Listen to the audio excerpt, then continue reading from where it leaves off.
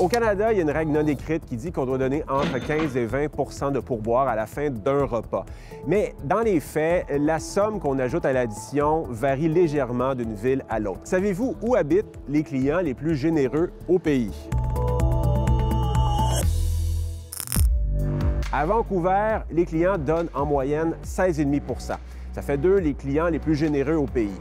Vient ensuite Ottawa, où on donne environ 15,7 À Montréal, Toronto, Halifax et Calgary, on donne généralement légèrement moins que la norme de 15 Et c'est en Saskatchewan et au Nouveau-Brunswick que l'on donne le moins, avec en moyenne 13,7 Maintenant, la question qui est au cœur du débat, à qui doit aller l'argent?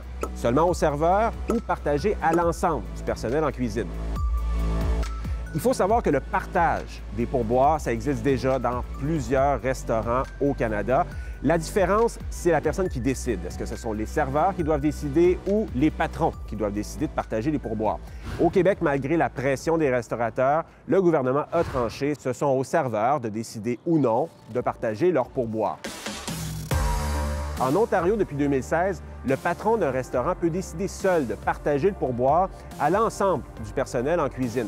Ce qu'il faut savoir, c'est que le travail en cuisine, c'est pas payant, c'est difficile de recruter du personnel et les restaurateurs disent ne pas avoir la marge de profit nécessaire pour augmenter les salaires. En théorie, l'objectif du partage des pourboires, c'est donc de réduire les inégalités salariales entre les serveurs et les cuisiniers, par exemple, pour faire face à la pénurie de main-d'œuvre. Mais en pratique, il y a des restaurateurs de l'Ontario qui sont soupçonnés d'avoir pigé dans les pourboires des serveurs pour compenser la hausse du salaire minimum du personnel en cuisine, qui est passé à 14 de l'heure depuis le début de l'année.